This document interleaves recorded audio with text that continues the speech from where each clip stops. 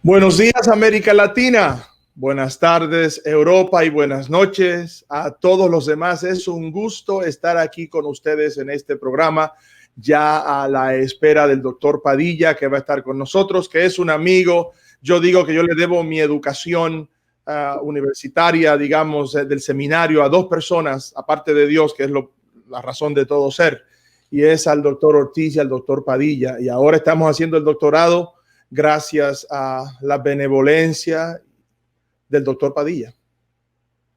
Es correcto, es correcto. El doctor Padilla no solamente es un gran académico, sino que tiene esa capacidad de relacionarse aún con personas como nosotros.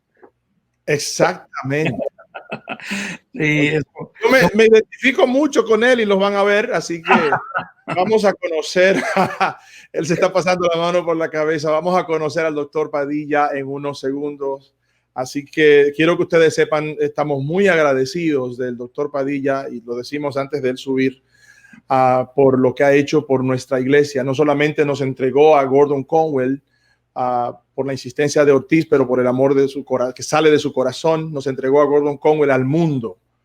Y hoy tenemos, qué sé yo, 40, 50 ministros que tienen maestrías importantes en América Latina, y nos estamos preparando para nuestra propia escuela gracias a él. Sino que también, como les dije, es la persona que nos facilitó la manera de que otros, que 20 y tantos, podamos seguir a un doctorado en ministerio, que tanto lo necesitamos en la iglesia. Benjamín, te entrego para que... más de 40 doctores nuevos que tenemos en el Caribe, en Norteamérica, en otros lugares, con Gordon Conwell, el instrumento que Dios usó para causar la revolución educativa más grande en la Iglesia de Dios de la Profecía, en toda la historia. Nosotros nunca habíamos tenido tantos doctores y tantas personas con maestría cursando. Hubo un tiempo que contamos hasta 700 personas, ministros, pastores de la Iglesia de Dios de la Profecía tomando algún curso acreditado en Gordon Conwell. Eso se debe a aquella alianza estratégica que el doctor Padilla nos permitió hacer con Gordon Conwell, a través obviamente de ese puente histórico que tuvimos, que se llamó entre nosotros el obispo doctor Héctor Ortiz. Así es. Nosotros Bueno, estamos... preparamos para recibir al doctor Padilla. Adelante, Benjamín. Alvin nació en Ponce, Puerto Rico, y a los 12 años emigró a los Estados Unidos. De sus 10 hermanos y hermanas, Alvin fue el único de asistir a la universidad, culminando en un doctorado en Filosofía y Letras, PhD, en el Nuevo Testamento y literatura cristiana del segundo siglo. Criado en la tradición católica romana, Alvin aceptó la oferta de Jesús de seguirle como su discípulo. A los 19 años de edad, y ha dedicado toda su vida al servicio del Maestro. Comenzó su trabajo por el bien del pueblo a temprana edad, siendo voz del pueblo hispano de su comunidad, y luego, viendo la necesidad espiritual del pueblo, que sobrepasa la necesidad social. En verdad, la pobreza espiritual conduce a la pobreza material en muchísimos casos. Alvin fue al seminario Gordon Conwell para su maestría en divinidades. Al graduarse, él y su esposa Kathy fueron llamados a fundar la Spanish Eastern School of Theology, colegio bíblico hispano de las Asambleas de Dios en New York. El primer día de clases, el 3 de septiembre de 1985, es también el cumpleaños de su hija Marta. ¡Feliz cumpleaños a Marta! Luego pasó a ser de la iglesia presbiteriana en Fort Washington Heights, en Manhattan, New York. Asumió la posición de decano y profesor en Gordon Conwell en Boston, en el CUME, en 1997. Y poco después comienza su compromiso con la Iglesia de Dios de la Profecía, gracias al obispo Ortiz. Alvin está completamente dedicado a promover la educación teológica a la creciente iglesia hispana, pues está convencido que el futuro de la iglesia depende de nuestros líderes comprometidos con el evangelio de Jesucristo. Alvin y Katy cumplen 37 años de casado y tienen 5 hijos: Marta, Benjamín, Lucas, Jacobo y José, y 3 nietas dominiqueñas, Abby, Ana María y Moria. Y con esto recibimos a nuestro amigo, a nuestro profesor, a nuestro hermano, doctor Alvin Padilla. Bendiciones, doctor Padilla. Bienvenido. Un honor y gran placer estar con todos ustedes. Qué bendición me han dado de compartir con ustedes y de hablar mucho de mi persona, que no me gusta mucho, pero gracias. Estamos para servirles. Lamentamos que les haya gustado tanto. Y gracias sobre, ¿verdad?, la semejanza que tenemos. Ahora, Benjamín es minoría, porque no estoy subiendo a Eduardo. Benjamín es minoría en este momento. Bueno, como dicen por ahí, ¿verdad? Algunos tienen la cabeza vacía afuera. Pero Benjamín, sin hacer alusión. Parece que un requisito para este programa es tener poco o ningún pelo. Qué alegría, profesor, que está con nosotros. Hemos aprendido tanto, hemos viajado juntos, hemos hecho tantos chistes, hemos pasado tantos días. Y qué alegría poder compartir con una persona como usted. Me encanta leer sus escritos porque son tan sencillos que hasta yo los puedo entender. Entonces, así que me encanta esa sencillez con la que usted enseña, esa práctica.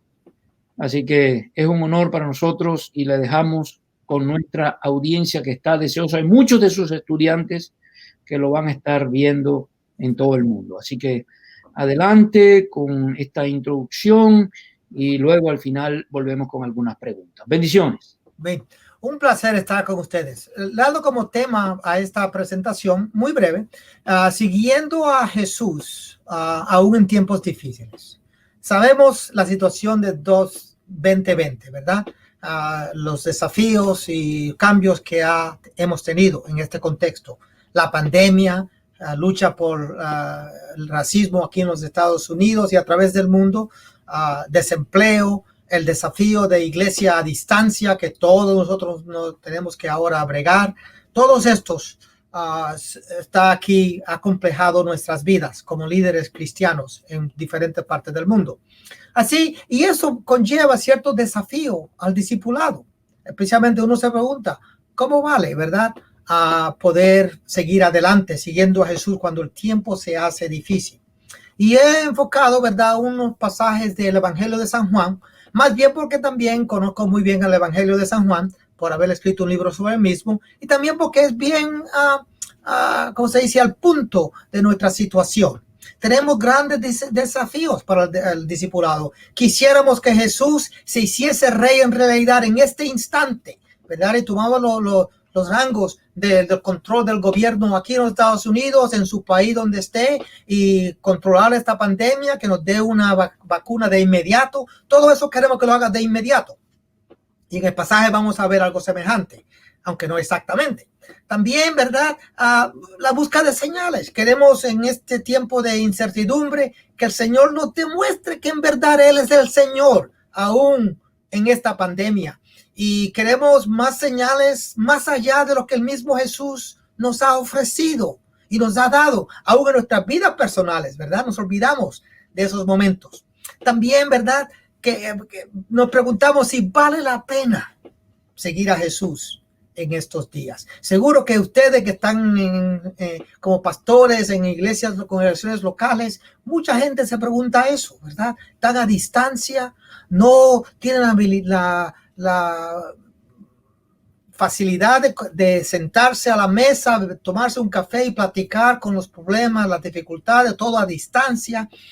Y pregunta a la gente, ¿vale la pena seguir a Jesús? Yo que vivo en Bolivia, La Paz, o en Lima, Perú, o en Zaragoza, España, donde sea. Nos hacemos esas preguntas. Y creo que este pasaje de San Juan, capítulo 6, nos lleva esto aquí. Y claro, es un pasaje bastante largo, ¿verdad? Así que voy a resumirlo para enfatizar la conclusión, comenzando en el versículo 60. Es un pasaje que Juan, que es bien típico de él, como ustedes saben, es un arte literal, el Evangelio de Juan, la forma que el autor escribe. Y al principio nos da dos cosas importantes que tengamos en mente. Primero, que está durante la fiesta de la Pascua. Esto es bien importante por lo que ocurre en la historia. Y segundo, que Jesús está enseñando en la sinagoga. O sea, que en realidad lo que nos está diciendo con eso Juan es que está en la Pascua, que todo el mundo tiene en mente el Éxodo y todos aquellos eventos, y que Jesús está en la sinagoga celebrando la Pascua, que se hacía estudiando esos pasajes del Antiguo Testamento, del Éxodo y los grandes milagros. O sea, en un contexto que la gente está pensando en esos eventos mientras ve algo. Y en particular, dos cosas importantes sobre el Éxodo que está aquí, es que dos milagros sobresalían en esa historia, ¿verdad? Primero, pasar en seco el mar rojo. ¿Se acuerdan, verdad? Cuando Moisés ora al Señor y el mar se abre y el pueblo pasa. Y segundo, la milagrosa alimentación del pueblo por 40 años con maná celestial. O sea, un cruce del mar y una alimentación a una multitud. Y esas dos cosas lo vemos en esta historia, ¿verdad? Primero, ¿verdad? Jesús va a tomar esas imágenes. Y bueno, mejor dicho, Juan, que escribe el Evangelio, toma esas dos imágenes y las pone aquí juntas. Primero, ¿verdad? Jesús está enseñando, ¿verdad? Y la multitud tiene necesidad. Jesús hace una pregunta, ¿cómo vamos a de comer? ¿Se acuerdan que en el desierto el pueblo dice, ¿de dónde vamos a comer ahora? Y el Señor provee y hace el milagro. Pero al ver el milagro, el pueblo de inmediato, nos dice Juan, que el pueblo a las fuerzas quería ser Jesús rey. O sea, que quería ver cómo él podía llevarlos, ¿verdad? Por este transcurso, por esta necesidad que tienen de hambre física. Todos carecemos de eso, ¿verdad? Tenemos que comer y tenemos que beber. Luego, en el pasaje, vamos a ver que Jesús habla del pan del cielo. Y eso va a ser bastante desafiante para el pueblo en sí. O sea, que ellos quieren que Jesús actúe políticamente para que los libre de los herodianos y de los romanos y que le dé de alimentar también. Acabando ese milagro, nos dice, ¿verdad?, que Jesús se esconde porque lo quieren hacer rey. Y luego viene el cruce del mar, ¿verdad? Los discípulos se van al otro lado, Jesús se queda atrás y luego él cruza el mar en seco, él solo, claro, en esta vez. Y ellos al pueblo le encuentran la multitud, y aquí voy a decir breve, larga historia. Al otro lado se dan cuenta que Jesús llegó y ellos sospechan.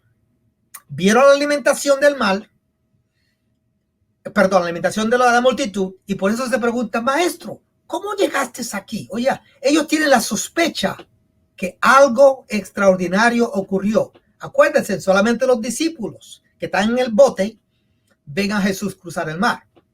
La multitud no sabe nada de eso. Pero ellos saben que Jesús no entró en ninguna barca. Así que ellos tienen la sospecha. O sea, ellos están diciéndose en sí, en la sinagoga ahora, meditando, esto está haciendo algo semejante a lo que ocurrió en el Éxodo. O sea, el Mesías entre nosotros, el profeta prometido por Moisés en Deuteronomio 18. Y ahí conduce el largo discurso, ¿verdad?, que tenemos ante nosotros en Juan 6. El discurso del pan de vida. Un discurso que a primera vez fue bastante fácil de entender. El pueblo dice, Moisés les dio al pueblo pan en el cielo. Y Jesús le da una sutil corrección. No fue Moisés, fue Dios que les dio pan del cielo. Noten, porque a otra, si fue Dios que dio el pan que él va a ofrecer ahora viene de la misma fuente, Jesús, el yo soy, que va a decir por primera vez aquí, ¿verdad?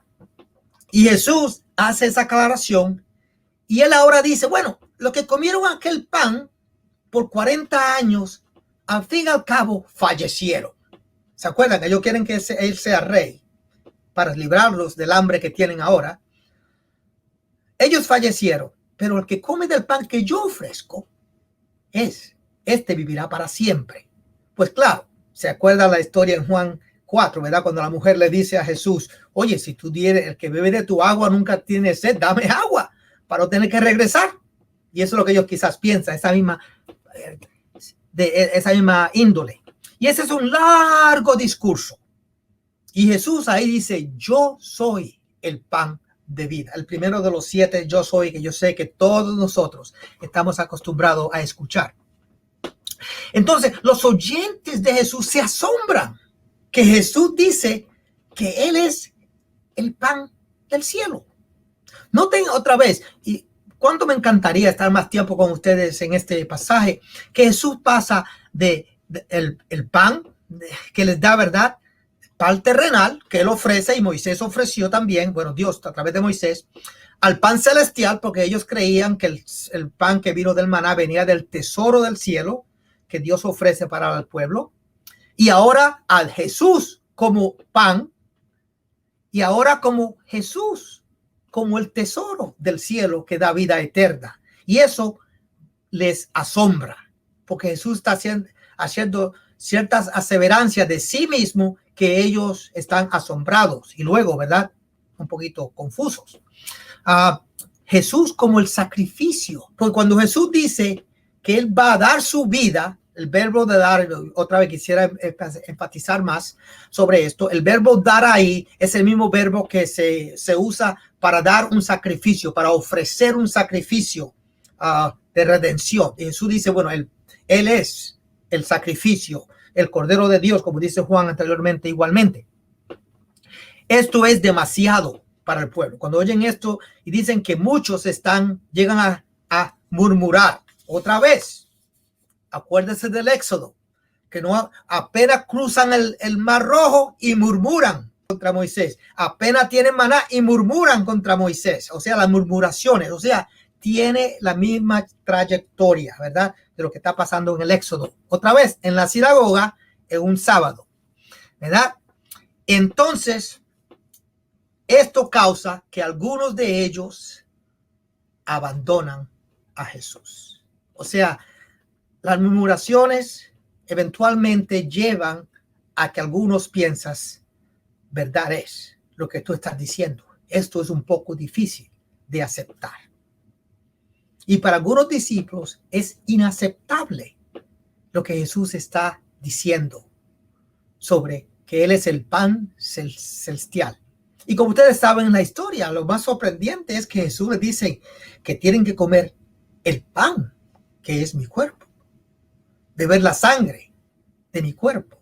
Claro, ahí podemos, no quiero entrar mucho en el simbolismo de eso otra vez, eso sería otra ocasión para otra cosa. Yo no creo que él está hablando de la Santa Cena, aunque algunos lo creen así, ¿verdad? Está hablando de una forma, una metáfora de que hay que dirigir la esencia de quién Jesús es, ¿verdad? Aceptarle como el enviado de Dios, el Mesías, el Salvador del mundo, Dios encarnado, como nos dice Juan otra vez al principio. Y hay que dirigir toda su enseñanza y aceptarlo. Y eso es lo que causa las murmuraciones. Y dice, ¿verdad?, que a algunos de los discípulos la enseñanza es inaceptable. Y por tanto, comenzando en el 59 y luego en el 60, dicen que muchos lo dejaron. Dijeron, esto no lo puedo aceptar. O sea, noten, aceptaron, ¿verdad?, la comida en el desierto, tienen en mente el cruce a través del mar, que no lo vieron, pero tienen en mente que algo ocurrió, y tienen llegado a la conclusión que este es como un profeta, como Moisés. Pero ahora, cuando ven que hay que aceptarlo, y dirigir sus enseñanzas y hacerse discípulos de él, muchos lo encuentran inaceptable y se van. Y aquí viene, ¿verdad?, mi pasaje favorito en el Evangelio. Bueno, de Juan, tengo mucho, pero en Juan 6:60 en adelante, cuando Jesús le dice a tus discípulos, perdón, tengo que leer aquí lo que dice las Escrituras, ¿verdad? ¿Esto os ofende?, le dice Jesús. ¿Y qué si ves al Hijo del Hombre subir a donde estaba primero y después descender? O sea, perdón, ascender a donde estaba antes. O sea, si esto le ofende, ¿qué van a hacer ustedes cuando vean la ascensión? Están los discípulos, ¿verdad? Y muchos se van. 66. Muchos de sus discípulos volvieron atrás. Noten otra vez, y que yo quisiera poder trazar toda esta trayectoria, porque comienza con numeraciones de las multitudes, ¿verdad?, los oyentes, y luego discípulos. Aquí están diciendo que muchos de sus discípulos, aquellos como usted y yo, que han dedicado su vida al Señor, que lo aceptaron, que decían, Señor, tú eres mi Señor y yo te sigo para siempre. Muchos de esos lo dejan atrás. Dijo Jesús a los 12, ahora se mira a este grupo selecto de los 12. ¿Queréis acaso iros también vosotros? Y esa es la pregunta que yo quisiera que usted se hiciera, ¿verdad? Que Jesús lo mira a usted y le dice, ¿acaso quieres tú también irte atrás? Porque es difícil la trayectoria que tenemos por delante, el camino que tenemos, la posición que usted tiene de responsabilidad y el cargo. ¿Quieres acaso irte y dejarlo a un lado porque buscas algo un poquito más fácil? Porque quizás el Señor, tú aparentaba que te prometió una vida de siempre bienestar, que nunca te va a faltar pan, como dice el Salmo, ¿verdad? Que nunca vas a sufrir y que todo iba a ser de victoria en victoria. Ahora vemos estas tragedias y los retos que tenemos y los desafíos que están por delante, porque esto 2020 pasa, pero los retos que vamos a tener por varios años, ¿verdad? La depresión y disfuncionalismo de las iglesias, todas estas cosas vienen más allá. ¿Acaso quiere irte también ustedes? Y me encanta, como siempre, ¿verdad?, la respuesta. Este es mi favorito. Simón Pedro dice, Señor, ¿a dónde más iremos? O sea, aparte de ti no hay nada, ¿verdad? Aparte de ti, la vida no tiene sentido. O sea, él está admitiendo una cosa aquí, quizás de una forma sutil. Pedro, está diciendo, sí, la vida, esto es difícil. Yo quizás no lo entiendo todo por ahora. Esto de comer pan, comer el cuerpo, comer la carne, perdón, y beber la sangre. Pedro quizás dice aquí, quizás no lo entiendo ahora, pero no resta otra opción. No hay nada más que esto, que tú, Señor. ¿A dónde iremos? Y dice, tú tienes palabras de vida y no eterna, y nosotros hemos creído y conocemos que tú eres el Cristo, el Hijo del Dios viviente. O sea, Pedro afirma lo que usted y yo afirmamos. El camino es difícil en este 2020 para nosotros, especialmente para ustedes líderes en iglesias, en sus países donde el Señor lo ha puesto. Y uno tiene que al fin y al cabo decir, Señor, yo quisiera que tú descendieras como rey, hicieras milagros aquí en medio nuestro y la gente que sea obvio que nosotros somos tu pueblo. Pero no lo hace, ¿verdad? Nos deja en ese sentido. Y ahora nos dice, y nosotros tenemos que responder como Pedro. Señor, es difícil. Y no sé por qué tú nos has enviado todas estas cosas. Y como una iglesia pobre como la nuestra, como la suya, la iglesia de Dios de la profecía, que tiene tan gran habilidad de expandir el reino de los cielos y proclamar el evangelio de Jesucristo, y tiene todos estos desafíos. Y podemos decir, no sé por qué no nos da más para poder realizar más. Pero Señor, le decimos, ¿a dónde iremos aparte de ti, Señor? Y ahí es que está el recurso. En estos días desafiantes. Ahí es donde está el recurso para nuestra situación, decir claramente al Señor, Señor, aparte de ti, no hay nada. No lo entiendo todo, pero yo sé que tú tienes vida eterna y que por tu gracia yo soy participante y usted de esta vida eterna. Qué gloriosa bendición, ¿verdad? Que el Señor, me encanta ese pasaje de Hebreos, que el Señor no se avergüenza de llamarnos hermanos, ¿verdad? Ah, qué glorioso. Y eso, ¿verdad? Le dice a uno, sí, Señor, tú me has bendecido y no entiendo todo, pero tú tienes vida eterna. Tú eres el Cristo y yo soy tu discípulo. Adelante, que yo te sigo, aunque el tiempo sea difícil. Creo que me pasé un poquito, ¿verdad? Yo sé que había un tiempo limitado, pero yo sigo hablando hasta que el Señor viene.